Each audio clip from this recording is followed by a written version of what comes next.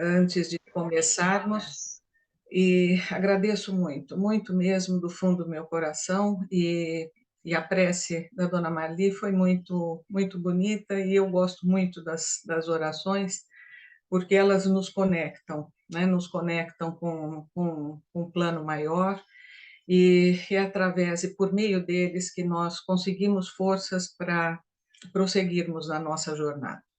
Hoje eu vou falar um pouco sobre doenças da alma, e dando um enfoque muito pequeno, porque não vai ser o objetivo dessa preleção falarmos da depressão, mas ela se apresenta como uma doença muito importante, que, segundo a Organização Mundial da Saúde, a primeira causa de suicídios no mundo. Não preciso nem dizer que eu não sou expert, ou seja, médica, psicóloga, terapeuta, e ainda mais que temos aqui no grupo uma expert, que é a Thelma, que, aliás, já me deu algumas dicas, e peço a ela que, se eventualmente eu sair fora de algo que seja verdadeiro, que ela me corrija. Mas alguém que pega algum livro, como eu leio algumas obras, e sou capaz de entender o quanto nós todos precisamos ir mais fundo nas causas de nossas doenças. Eu sempre que eu vou falar, eu menciono as obras, o autor, porque assim como eu tenho muita curiosidade, eu gosto de leitura, eu ouço alguém que tem um conteúdo bom, se ele escrever um livro, eu já vou procurar saber que livro compro, porque a leitura é uma das coisas, principalmente a nossa bibliografia espírita, tão pródiga, com tantos ensinamentos, e que nos ajudam a vencermos as dificuldades. Então, eu vou começar a discorrer falando, começando por uma delas, que é o amor como solução do espírito de Joana de Ângeles, ditado para o médium Divaldo Pereira Franco, e que ela fala nesta obra, no capítulo 22, assim, muito, eu vou trazer esse enunciado, que é pequeno, mas é a chave para que nós consigamos fazer algumas considerações. Ela diz nesse capítulo 22 que a causa de todo transtorno e disfunção grave que tenha lugar na organização celular do ser humano ou nos tecidos delicados da sua psique encontra-se fixado no espírito. Aí ela usa aquelas palavras lindas que a gente sabe que ela tem um português escorreito, e ela já se justificou em livro, dizendo que nós precisamos também, até como um sinal de evolução, aprendermos a melhorarmos o nosso vocabulário. E eu me lembro, certa feita, dando aula lá em Jaú, na Casa Espírita, e um aluno disse que ele tinha dificuldade de entender as obras de Joana de Ângeles porque tinham palavras muito difíceis. Então, a sugestão que eu dei na ocasião foi, querido, pega um dicionário, coloca do lado, porque é o jeito que eu faço. Nem tudo que eu leio eu sei. Então, eu pega o dicionário, anota no livro o significado e faça a releitura com aquilo que tem de sinônimo para você entender. E assim, ele um dia chegou e falou: olha, para mim, não faço outra coisa agora, quando eu vou ler, e não me fazer acompanhar de um dicionário. E hoje nós temos, né, a tecnologia que nos ajuda, porque qualquer palavra que nós tenhamos dúvida na escrita, seja lá o significado, a gente vai no Google, coloca lá e sai tudo bonitinho, apaga, não precisamos nem do dicionário físico.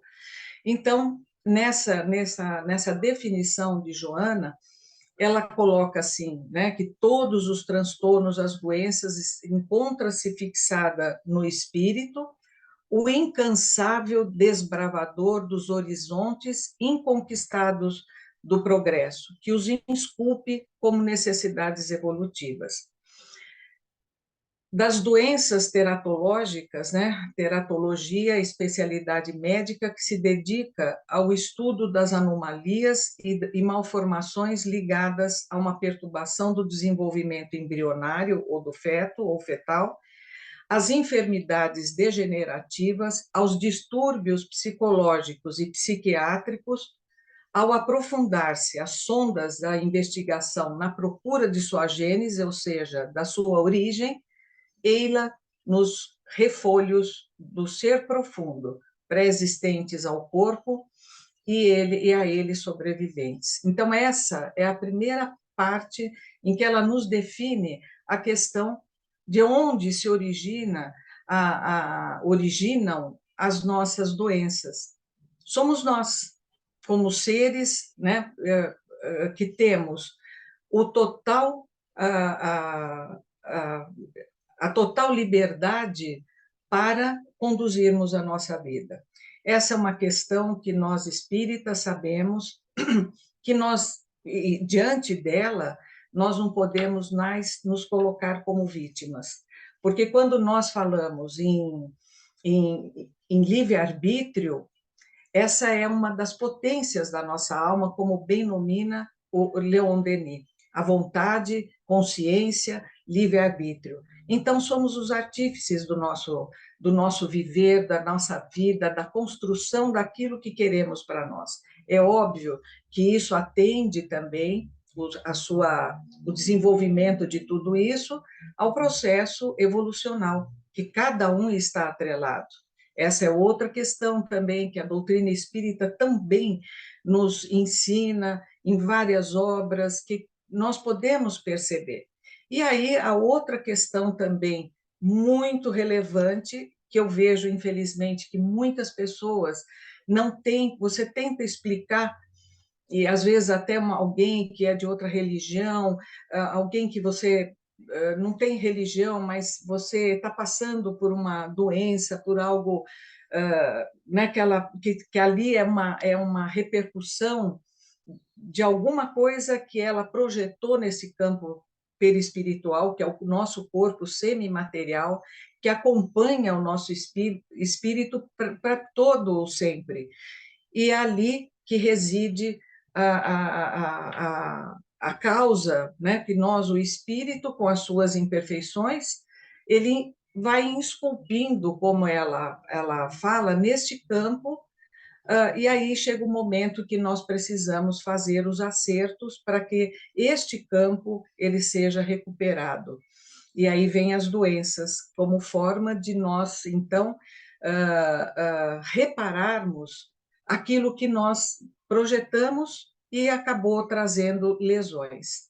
E esse corpo perispiritual, isso para mim é uma das coisas para entender a reencarnação, para entender como ficamos do outro lado quando nós desencarnamos. E nós temos obras, até uma delas eu sugiro a leitura, do Zalmino Zimmermann, que é um juiz, ele é espírita, e tem uma obra gigante dele, acho que deve ter umas 500 páginas, que fala só sobre o corpo perispiritual. Então, eu acho que nós, diante do desconhecido, nós temos que ir buscar informação e nos despojarmos, evidentemente, dos preconceitos, porque se eu ficar presa a determinadas situações, não, ainda até hoje nós sabemos o quanto ainda tem preconceitos com a doutrina espírita, ela traz, para mim, isso é uma das coisas da doutrina, o aspecto também revelador, né? Todas essas informações que nos permitem, então, começarmos a fazer aquela introspecção, voltarmos para dentro de nós e começarmos a desbravar esse, esse mundo imenso que está dentro de nós, aguardando que nós façamos os ajustes, que nós modifiquemos alguns padrões de comportamento para que tenhamos, então, uma vida mais plena, mais saudável, mais, né, com saúde. E sabemos que o quanto ainda vamos demorar para chegar naquele plano altíssimo, de ombrear com Deus, mas chegaremos, com certeza chegaremos. Então, diante dessa questão, desse enunciado, vamos dizer assim, de Joana, nós temos então aí a ideia, as ideias, que essas ideias acalentadas, né, durante a reencarnação e fora dela, porque não é só como o corpo semimaterial, ele nos acompanha, se nós continuarmos do outro lado também com sentimentos ruins, com sentimentos, às vezes, de vingança, de ódios, cultivando a inconformação e tantas outras coisas, nós continuaremos minando este campo que é um meio do nosso espírito poder agir, né? Então, essas ideias acalentadas durante a reencarnação e fora dela emitem ondas de ação poderosa, ela fala isso, que se encarregam de plasmar no perispírito efeitos correspondentes que se convertem em futuras necessidades evolutivas, seja através de conquistas, né, porque aí também tem os dois lados, tanto aquilo que pensamos bem, que nos esforçamos, se revela e vai se revelar lá na frente como uma conquista do nosso espírito, assim também todas as ideias nefastas, elas vão trazendo para nós prejuízos morais, facultando então o surgimento futuro, tanto de faculdades iluminativas como de deficiências corretoras, né? Então, nessa ideia, a primeira coisa que nos ocorre é que nós precisamos urgentemente educar a nossa mente. Educar a nossa mente é a atividade do espírito, que se comporta conforme o nível em que se encontra, como eu falei anteriormente. Cada um de nós está num estágio evolutivo com uma capacidade para realizar determinadas coisas, mas nós precisamos fazer esse despertamento. Infelizmente, nessa obra também, na apresentação dessa obra, em 3 páginas, ela mostra o mundo que nós estamos vivendo, como ele se apresenta, as dificuldades que todos nós encontramos no viver neste planeta. Estamos num processo de transição planetária?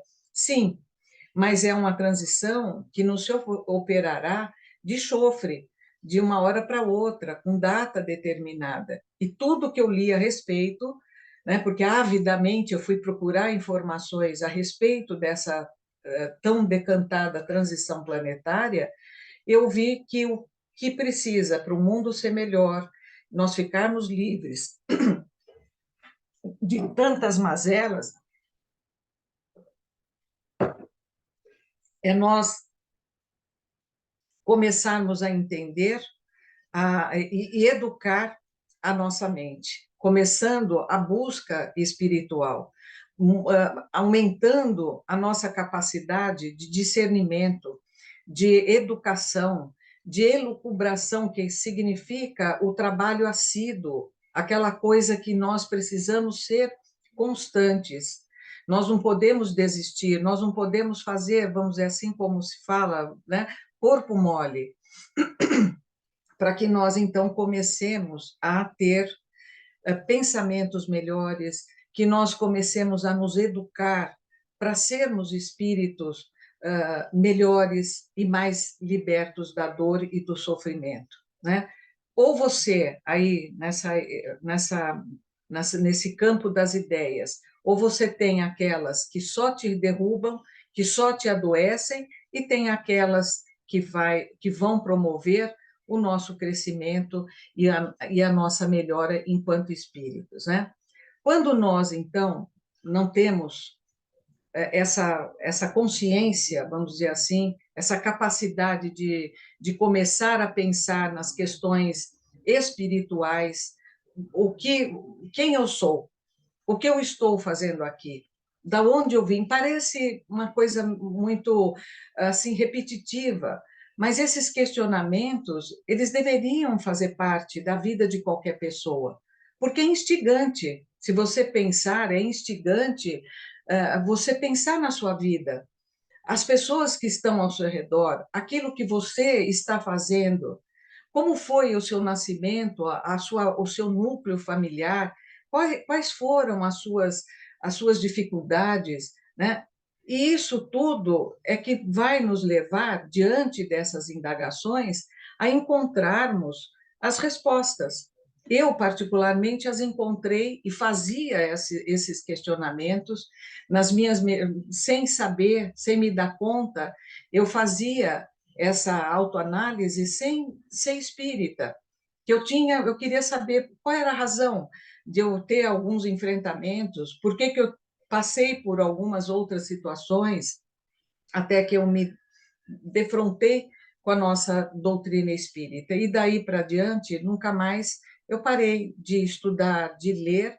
E hoje, por mais que a gente tenha e veja situações que, às vezes, num primeiro momento, nos deixam muito abalados, né, que nos abalam muito, toda essa informação que nós temos da doutrina, que nós somos seres criados simples, ignorantes, todos criados para a plenitude espiritual, que nós temos um campo enorme de aprendizado, tudo isso vai fortalecendo e vai fazendo com que nós lutemos pelas melhoras e também que nós aceitemos por hora aquilo que nós não podemos modificar, né? Porque isso é muito importante também. Nós vamos ver lá na frente, com a questão da culpa, como nós temos que reagir.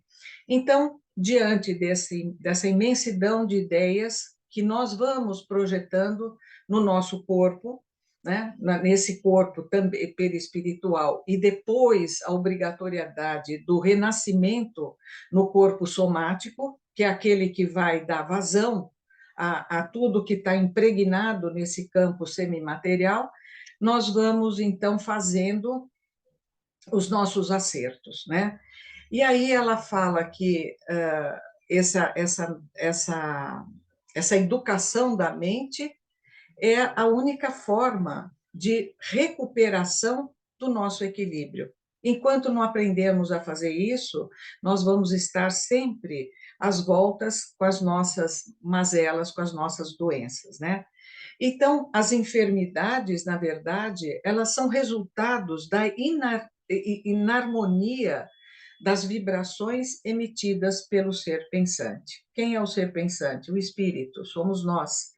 Essas ondas incessantes que partem do dínamo mental gerador interferem desde a concepção, no instante da fisiológico, gerando distúrbios psicológicos, psiquiátricos e orgânicos.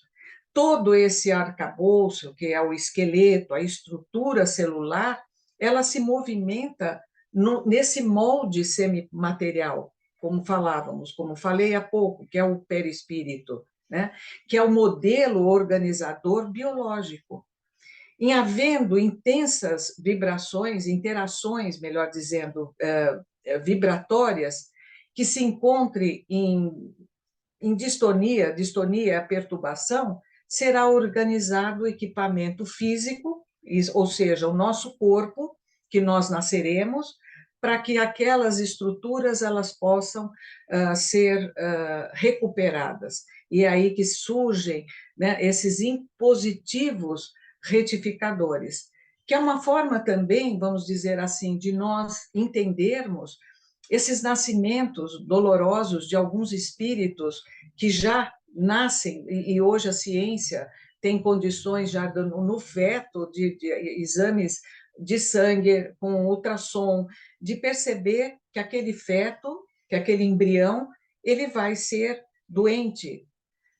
Para nós espíritas, isso ele não pode ser removido por isso. É necessário que se permita a vinda dele, mesmo que por pouco tempo, porque aquela ligeira, aquela rápida reencarnação que ele vai ser suficiente, às vezes, para recuperar uma parte muito comprometida, para depois ele dar início a um novo processo. Quando se discute, aí tem sido discutida a questão do aborto, e eu fico assim, preocupadíssima, pensando, meu Deus, e falando comigo sozinha, né? Porque no fim a gente acaba, não tem muito o que fazer, a gente faz cada um a sua parte aonde está, mas eu penso assim sempre, como seria maravilhoso se as pessoas entendessem pela luz da doutrina espírita, por que que nós não devemos abortar? Por que que nós não devemos tirar um feto? Porque ele foi dito que ele vai ter alguma anomalia física ou mental, seja lá o que for. Porque para nós espíritas, aquele espírito precisa daquela reencarnação. E aquelas pessoas que estão à volta desse espírito, eles também são comprometidos igualmente, fizeram parte em algum momento daquilo que ocasionou aquela lesão, ou a necessidade de uma retificação, né? Então, feito isso, né, falar dessa primeira parte, nós vimos então que está no ser pensante, no espírito, a causa de todos os males das nossas enfermidades. Precisamos modificar urgentemente, precisamos ter a capacidade ampliada de entendimento, de conhecimento, de forma urgente também, para que nós possamos não só nos ajudarmos, mas ajudarmos também aqueles que estão ao nosso redor, que nós possamos também, porque cada um tem uma parte que se estende além do seu campo íntimo da casa, da família. Você tem compromissos com outras pessoas que estão um pouco mais distantes das suas relações de afeto. E aí, então, nós vamos falar agora das enfermidades da alma. E aí todo mundo vai identificar, né, que elas podem ser assim assinaladas como egoísmo, prepotência, orgulho, soberba, ódio, ciúme, ressentimento e vilania de caráter. Se a gente olhar agora o mundo que nós estamos vivendo, e quando eu falo isso, não é só o Brasil, não é a América do Sul, não é a América Central, é o mundo, é o ser humano que está, uma grande parte, em perturbação. E todas essas enfermidades da alma, né, todas essas perturbações têm origem, elas se originam, estão ali nessas enfermidades apontadas pela Joana de Ângeles, assim como outros também pensadores. Hamed é um espírito que eu gosto muito de ler as suas obras, estão nessas questões, né? Esses são todos, esses que eu acabei de mencionar, são sentimentos mórbidos, que eles emitem de forma constante, contínua, ondas de malquerença, de presunção, de falso poder, que desarticulam, e aí é onde entram vão surgir as nossas doenças, as memórias das células, facultando, então, o surgimento dessas patologias físicas, emocionais e psíquicas, que vão ser, né, necessitadas de harmonização, essas células. Então, há um desarranjo. Então, vejam, quando eu falei do perispírito, é a forma de nós entendermos a reencarnação, ou como nós podemos, como temos que agir para que esse conjunto celular ele não se desorganize, que ele não está se desorganizando, as doenças vão surgir, não é? Então, não é de se surpreender que as doenças da alma refletem-se em graves turbulências no campo também dos sentimentos, como a solidão, o vazio existencial, medo, angústia, depressão, quando se trata de problemas psicológicos mais suaves. Além deles, repontam outras psicoses mais profundas, como os transtornos obsessivos compulsivos, as de natureza esquizofrênica, que são gravíssimos. Uma pessoa que não esteja devidamente medicada, quando ela surta, e os gatilhos podem ser vários, ela comete barbáries, né? Ela mata o pai, a mãe, o que tiver pela frente, num surto incontrolável, só controlável por medicamentos. E aí, lógico que todas essas doenças apontadas, todas essas, né, essas turbulências, né, no campo psicológico, se tornam desafios para ciências especializadas, porque por mais que nós tenhamos avançado neste campo, ainda assim eles não conseguem ter resultados positivos. Por quê? Totalmente positivos. Então, se fosse só tomar um remédio e eu vou ficar ótima e eu curo toda a minha enfermidade psíquica, maravilha, mas não é assim. O remédio é paliativo, ele controla, né? Como eu falei, um surto, ele pode controlar um surto, mas ele não elimina o problema, né? Então, essas cargas que procedem do espírito rebelde, toda está no cerne do espírito, toda essa carga energética que decorre desses sentimentos nefastos, né, e que todos nós, quando a gente faz uma análise, e isso, como até nós estamos conversando, quando eu comecei meus estudos, tive a felicidade de cair numa casa em que nós trabalhávamos a reforma íntima, e naquela ocasião isso não era muito bem aceito em outras casas espíritas, que diziam alguns que reforma íntima não é problema de espiritismo. Eu discordo totalmente, tem tudo a ver com o que a nossa doutrina nos propõe, que é a revivência do cristianismo primitivo, que é conduzirmos a nossa vida sob o império das leis do Cristo,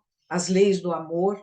Então, claro que isso, a reforma íntima, é a busca do conhecimento e do autoconhecimento. Primeiro nós vamos nos livros buscar saber, temos informações, depois nós pegamos tudo isso e trazemos para dentro de nós. Nós precisamos fazer essa introspecção nas nossas sombras, no campo obscuro da nossa alma. Porque, aliás, nós temos mecanismos de maquiar tudo isso. Nós somos eficazes em apontarmos o outro, em identificarmos no outro as suas mazelas, mas nós nos acobertamos. Nós usamos de alguns mecanismos autoprotetivos, sabe? Porque ninguém quer admitir que seja soberbo, que seja vaidoso ao extremo, que seja invejoso. Vocês podem notar uma coisa: todas essas palavras, até para dizer, elas têm um peso. Se você usa palavras amor, fraternidade, solidariedade, altruísmo, a própria palavra emana uma vibração. Quando nós temos medo, angústia, falando disso, você parece que você começa a perceber o que essa palavra significa, né? Então, toda essa busca pelo autoconhecimento é fundamental para o nosso desenvolvimento, para o restabelecimento da nossa saúde psíquica e física. Nós precisamos, porque a partir do momento que eu inicio esse processo de autoconhecimento, e digo para vocês, não tem mais fim, ninguém que começou um processo desse consegue falar, olha, hoje eu parei com a brincadeira, eu não quero mais pensar o que eu sou, o que eu fiz, o que eu vou fazer, eu vou viver minha vida, eu não quero mais saber disso, porque isso me traz dor. Isso é um fato, e traz dor. É a dor do crescimento, como Hermance de Faux fala numa das obras dela, é a dor do crescimento. E aí tem um outro ponto que nós precisamos cuidar, para que essa dor não se transforme num martírio. Isso é maravilhoso num livro de Hermance de Faux, Reforma Íntima Sem Martírio, em que ela nos fala sobre isso. Crescer dói, porque nós vamos, sabe, nos desnudando perante nós mesmos, diante da nossa própria consciência, e você percebe o quanto você tem para caminhar, o quanto você tem para se melhorar, para lutar contra as suas imperfeições, que são muitas, todos nós. Se nós não fosse, se não, assim não fosse, nós não estaríamos aqui nesse planeta Terra, vivendo em conjunto todas essas perturbações. E cabe a nós, que já temos a nossa consciência desperta, começarmos a fazer e a realizar esse processo de autoconhecimento e autotransformação. Mas como? De forma suave, nos abraçando, nos entendendo que nós não nós temos as nossas limitações. Eu quero melhorar, eu vou ser melhor. Um dia eu serei um anjo, eu ombrearei com Deus na criação. Tudo isso faz parte hoje do meu pensar, mas não por agora. Por agora eu sei que algumas coisas eu posso fazer, outras ainda eu não consigo. E se eu não agir assim, eu vou entrar em perturbação também. Eu vou agir em equívocos, que aí também não é bom, não é salutar. Então, nós precisamos, até neste processo de autoconhecimento, para proceder àquela transformação, nós precisamos nos envolver com auto-amor. Tem pessoas que acham e pensam que auto-amor algo egoísta, que é você pensar em você. Não. O auto-amor é você saber exatamente o que você é, o que você pode fazer, o que você faz já de melhor e o que você tem para se melhorar. Porque isso, inclusive, faz parte de uma coisa chamada humildade.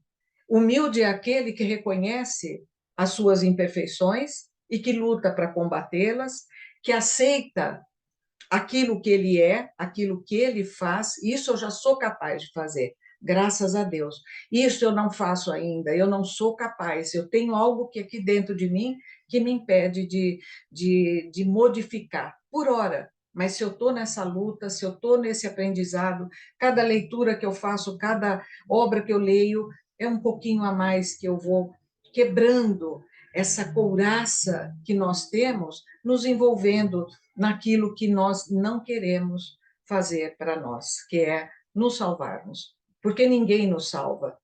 Nós é que somos, né, responsáveis por isso, para que esse processo ele flua, e nós todos vamos conseguir.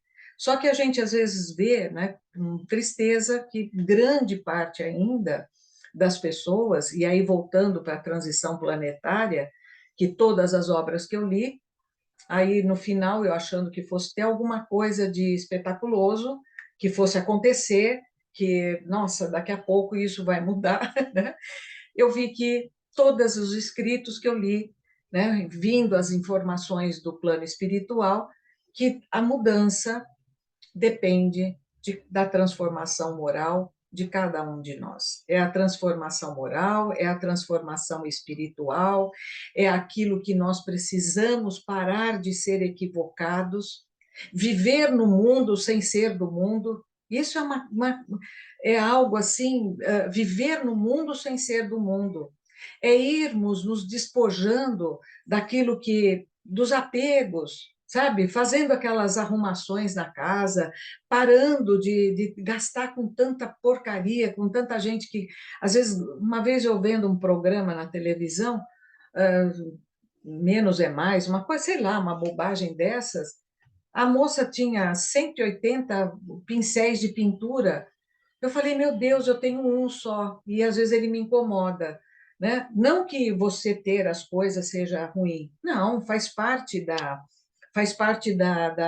do viver, você ter as suas conquistas, você, com o seu trabalho, com aquilo que te traz conforto. Quem de nós aqui não se sente feliz quando toma um banho e vai deitar numa cama limpa, cheirosa, com conforto? Meu Deus, né? Você levantar na sua casa, que delícia, fazer o café, sentar, ouvir o momento espírita, que eu ouço todos os dias. Que maravilha ter sua casa com conforto, né? Ter de vez em quando o direito de fazer uma viagem, ir para a praia, renovar as energias. Tudo isso é válido, está no mundo à disposição. Nós não podemos nos apegar em demasia às coisas do mundo, a vivermos como se o mundo fosse né? Tudo que tem no mundo eu preciso, e é por isso que temos tanta corrupção, com tanto desmando, com tanta cobiça, com tanta coisa no nosso planeta, em todos os pontos. Por quê? Porque ainda parte da nossa humanidade, ela é materialista. Ela ainda acha que a vida acaba com a morte, que é outra coisa, né, que nós precisamos começar, e as pessoas começarem a, a trabalhar em cima disso, né? Só para eu saber, que eu esqueci de perguntar, o nosso tempo já se encerrou, porque aqui 10h20, eu não sei quanto tempo nós temos ainda para... O tempo que você desejar. Não, não, então eu só vou agora, Vai então... às 11 até às 11. Você fica super à vontade. Ah, Né, tá, Maria? eu acho que até às 11 eu não sei se eu consigo, mas vamos por partes. Não, fica à vontade. O tempo que você precisar. Tá bom, mas eu não vou me estender muito, porque tanto na escrita, outro dia foi pedido para mim para que eu escrevesse um texto mais longo para o Consolador. Eu gosto muito do seu legário, muito grata a todos que me dão essa oportunidade. E eu já fiquei em pânico, porque isso é coisa minha desde a escola. O professor elogiava a gramática e ele falava para mim, mas você precisa escrever um pouco mais, você é muito sucinta. E aí eu falei, meu Deus, como que eu vou escrever um texto de 1.400 palavras? Porque quem acompanha aí os meus textos, eu não gosto de me estender muito, porque eu não acho que seja muito proveitoso o escrever muito ou o falar muito, porque às vezes a atenção acaba se dispersando e acaba cansando as pessoas, né, no sentido de quem está nos ouvindo. Mas eu ainda, já que tenho um pouquinho mais de tempo, e diante de tudo isso que nós falamos, da necessidade, que primeira questão é o espírito, o autor de tudo isso. Segundo, que nós precisamos disciplinar a nossa mente. Precisamos projetar para ela tudo que é bom e positivo. E não precisa ser de uma forma piegas, né, de ficar o dia inteiro falando coisas positivas, mas se policiando para quando o pessimismo abater, principalmente porque vivemos num mundo difícil, e às vezes eu me obrigo a ver um pouquinho de jornal, porque a gente precisa também se situar, senão você se isola. Aí você não está fazendo parte de um contexto, né, social. Então você precisa também saber o que se passa aqui e ali, como é que estão as maldades, mas é muito pouco tempo, porque eu detesto ficar ouvindo essas tragédias por muito tempo, esses crimes horrendos, falar das coisas que deixam a gente aborrecida. Mas de vez em quando você se pega, né, e acaba ouvindo. Aí eu percebo na mesma hora que bate, assim, é instantâneo. A gente acaba ficando com um sentimento pessimista, de descrença no ser humano. Aí passa, você já muda, né? E aí você começa a pensar em outras coisas. Você começa a pensar que tem muitas pessoas boas fazendo bem. Eu tenho um canal, só recebo informações sobre o movimento espírita. E tem um que é a TV do Bem. Ele só fala de coisas boas. Ele conta e narra acontecimentos maravilhosos, assim, de alguém simples da vida, sabe, que estão por aí, e narra aquilo, e aquilo te dá uma injeção de ânimo, de desejar perseverar no bem e saber que o bem é o único caminho. Aliás, essa obra, o amor como solução, o desfecho dela, dessa obra, é falar de amor, é falar dos ensinamentos de Jesus, porque não existe outro caminho para nós trilharmos senão o caminho do amor. Né? Se não for pelo amor, vai ser pela dor. Quem que já não ouviu isso? Eu tinha uma senhora que me lembra muito essa querida Dona Marli, mesmo jeitinho, a Dona Odila. Eu fui para o Espiritismo por causa dela. A primeira palestra que eu ouvi dela, eu me encantei, ela era doce, amorosa, e a primeira vez que eu ouvi essa frase, não vai pelo amor, vai pela dor. E hoje eu vejo que é bem assim, não vai pelo amor, vai pela dor. E não é uma questão de você falar, já ouvi isso também, que no espiritismo a gente tem mania de achar que todo mundo precisa sofrer. A pessoa não entendeu nada, porque nós não precisamos sofrer. Nós sofremos porque nós queremos, porque somos ignorantes, porque ainda temos, muitos de nós, a consciência adormecida. Ainda não despertou essas criaturas, não despertaram essas criaturas para essa busca espiritual, para o entendimento espiritual, para aquilo que nós, para aquilo que nós viemos. Isso aqui não é um parque de diversões, muito embora a gente possa se divertir de vez em quando, mas isso aqui é trabalho, e trabalho dos mais árduos. E podem ver, quanto mais o espírito evolui, mais ele se coloca em situação de trabalho e trabalho dos piores. Um dia, certa feita aí, graças a essa abençoada tecnologia que se presta a isso também, não só para as maldades, mas um palestrante falando dessa transição planetária, e ele disse que isso é um começo só dessa transformação. Por quê? Porque nós sabemos, pela doutrina espírita, que tudo obedece a um plano evolucional. E os planetas também evoluem, né? E que muitos daqueles que estão à frente hoje do movimento espírita, eles ainda vão aportar em outras terras, que não no Brasil, para levar essa doutrina, que aí eu falo que é uma doutrina que, com tanta gente com medo, com equívocos e com preconceitos, ela veio para trazer luz para a humanidade. E por que ela veio? Porque é a continuação de mais uma parte da obra de Jesus. Jesus veio em carne e osso, né, como nós conhecemos a trajetória dele, implantou na terra a lei do amor. Com ele, estabeleceu-se na humanidade o antes e o durante, o antes e o depois do Cristo, né? E ele prometeu a nós o Consolador prometido. E a doutrina espírita é o Consolador prometido. E ela não veio para destruir outras religiões, mas para trazer luz, para quebrar dogmas, porque ela anda em sintonia com a ciência. E a ciência vai demonstrar tudo o que a doutrina espírita nos fala. Então, aguardemos com paciência, fazendo a nossa parte, porque é isso que nós precisamos, fazer a nossa parte. Então, agora eu vou só para depois encerrar.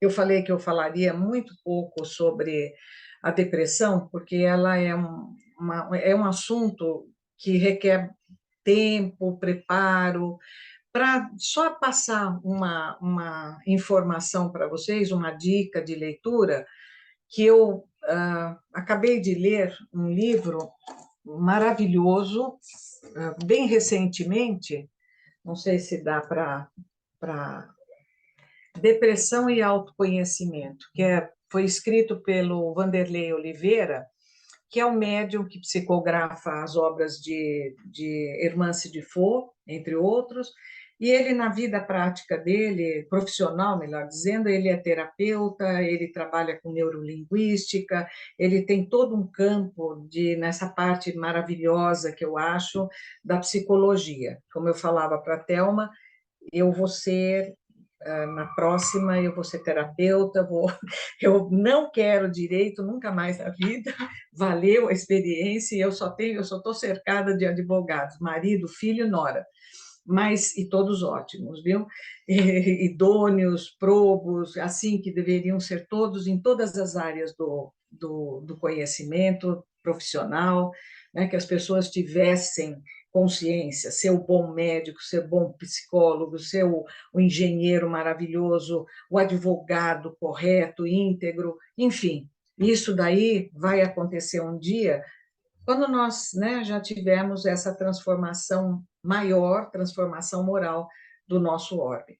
Por ora, nós estamos aqui aguardando que as pessoas se movimentem, que elas busquem para, então, isso que foi dito, que a humanidade, a transição ocorrerá de forma plena quando a nossa humanidade estiver mais desenvolvida moralmente. E isso é um fato, né? Quando a gente vê a nossa tecnologia, o patamar que ela atingiu, e vemos a questão moral em que patamar ela está, nós falamos, nós temos chão ainda pela frente, porque o mais difícil está muito atrás. A tecnologia, não estou dizendo, porque eu não sou cientista, eu não sou nada na área científica, ela é assim, ela é muito rápida, porque a partir de um ponto descoberto, aquilo se aprimora, se aperfeiçoa, e está aí o que nós estamos vendo, as grandes obras, a comunicação, enfim, tudo que essa tecnologia permite para que nós o quê? Tenhamos uma vida também, uma vida mais confortável, uma vida melhor, mais facilitada. Só que ela está assim muito fora de equilíbrio com a parte relevante do desenvolvimento, que é a parte moral. A parte intelectual também é muito importante, mas tudo é um conjunto. É o moral, é o intelectual, espiritual e científico, tecnológico. Isso tudo faz parte de um desenvolvimento, é um pacote só. Quando isso tudo está só com um desenvolvendo, aí é temerário também, porque nós podemos ter problemas, como já temos visto com mídia, com aquilo que eles promovem para o mal, para fazer o mal, impressionante. Então, por quê? Porque está faltando a moralidade. E voltando, então, à depressão, este livro maravilhoso, ele discorre muito bem sobre os vários tipos de depressão, né? Desde as mais leves até aquelas gravíssimas. Quem é que não conhece alguém que já teve depressão ou que está num processo depressivo? Então, essa obra chegou para mim assim, eu fiquei enlouquecida com todo o conteúdo, já comprei livro, já dei para algumas pessoas, e o que na base dela, de todo, é isso tudo que nós acabamos de falar. O problema está no ser e no desconhecimento da inaceitação que são espíritos, os depressivos. Não estou aqui, por favor, fazendo julgamentos. Meu coração se apieda quando eu vejo alguém num processo depressivo. Eu ouvi certa feita de um amigo que teve uma depressão severa e ele chegou a ser internado no hospital, na UTI, com dores. É a dor, a depressão, segundo ele, dói fisicamente. Então, é lógico, eu tive um problema na família com alguém meu Deus, né, que quase chegou ao suicídio por causa de uma depressão. Aí, lendo, fazendo as leituras, o que eu fui vendo? E uma vez eu vi, acho que é a nora da dona Marli, que é psicóloga, se não me engano, né? E que apresentou a depressão também como a questão da depressão está na pessoa, na inconformação que a pessoa carrega há muito tempo. E não é só nessa encarnação. Muitas depressões graves, elas já vêm, já estão, todo esse processo mórbido, né? Ele só está aguardando um gatilho, alguma situação que desencadeie esse estado de profunda, que eu vejo assim, de inconformação, de um estado de culpa feroz.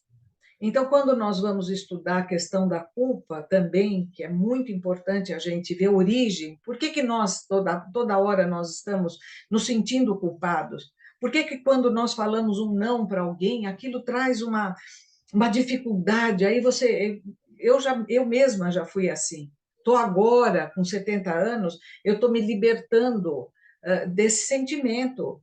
Quando eu não quero fazer uma coisa, eu não vou fazer, eu não quero.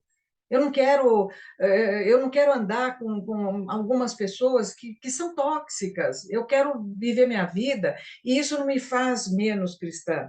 Eu só estou dando um tempo para minha alma, eu estou dando um tempo para o meu espírito, para eu crescer na minha compreensão, né? Quando eu dilato, eu amplio a minha compreensão em relação ao meu próximo, eu também tenho uma aceitação maior. As coisas que essa pessoa me fizer, elas não me atingem, mas se atingir, eu tenho que pôr de lado.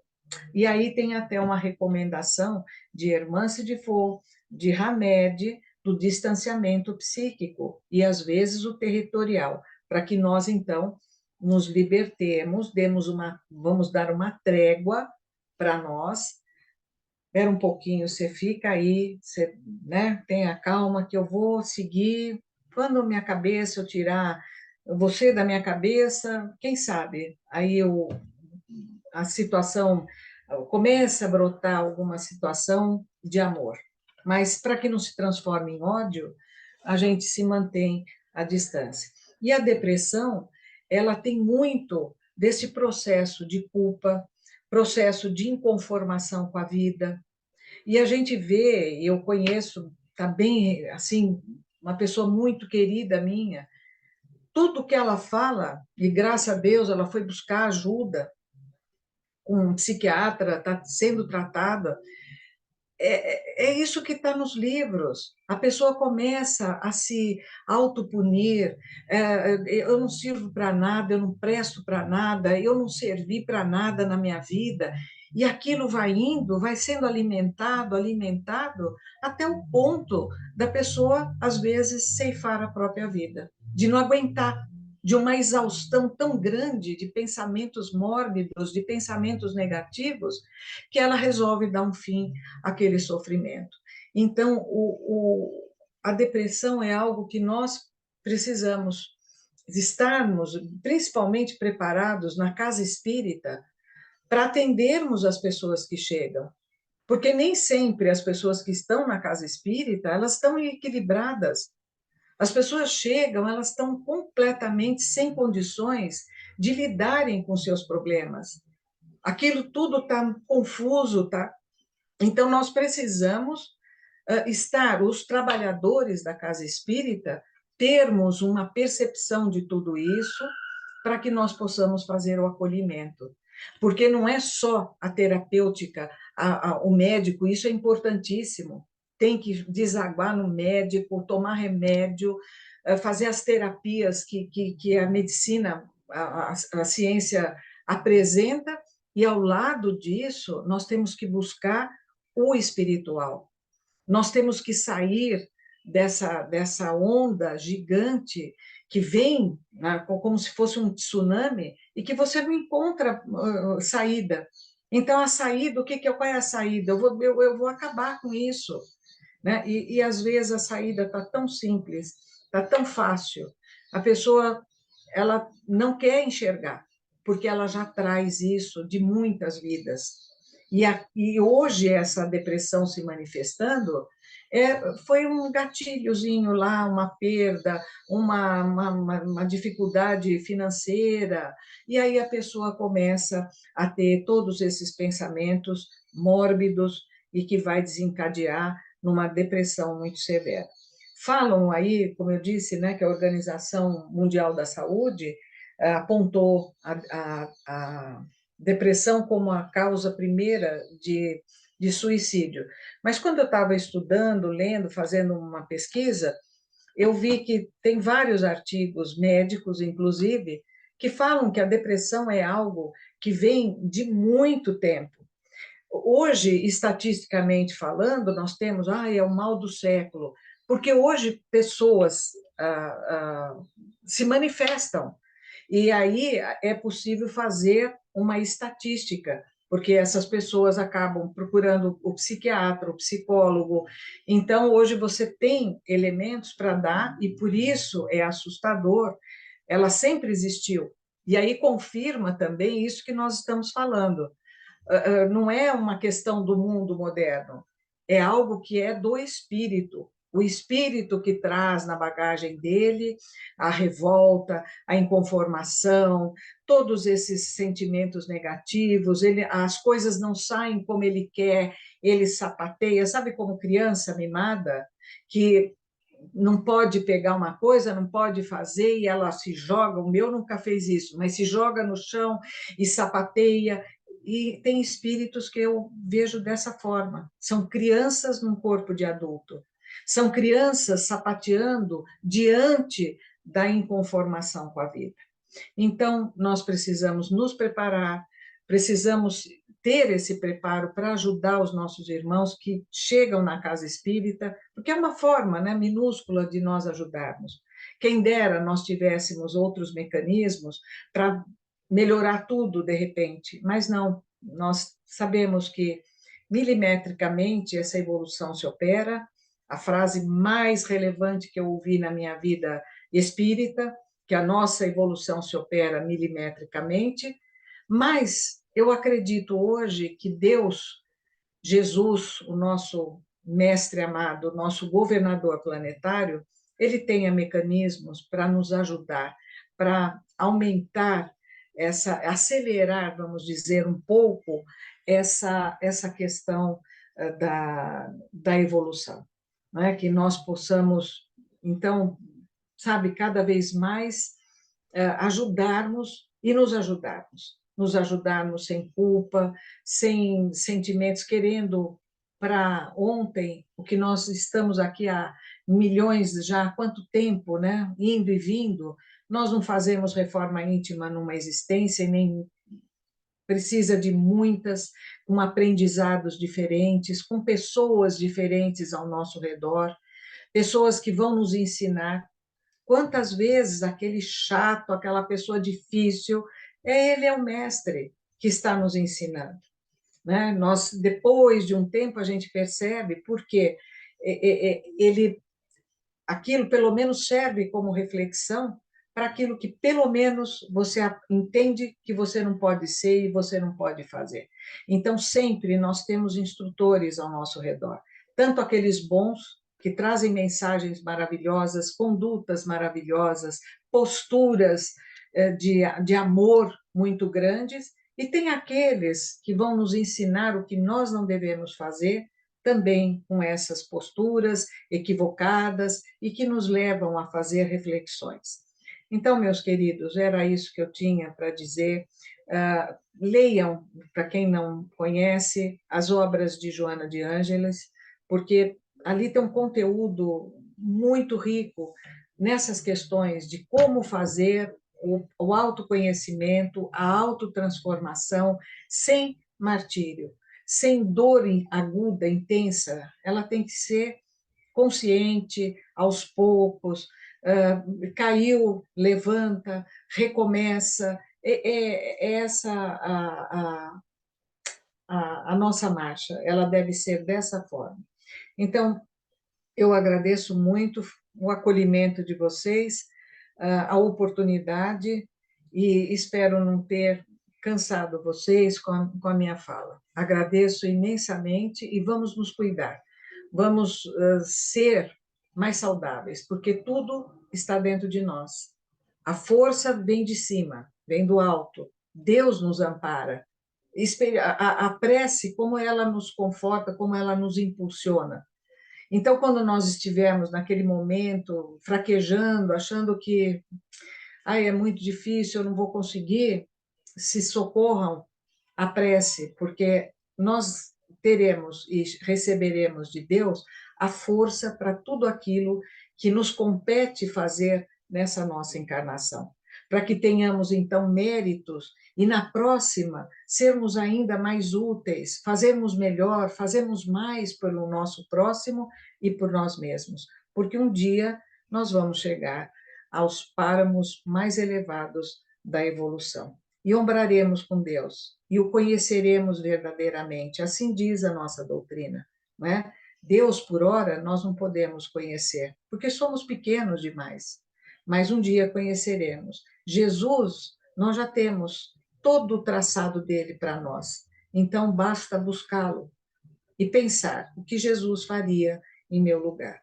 Então, eu me despeço desejando a vocês um excelente domingo e até uma próxima oportunidade. Fiquem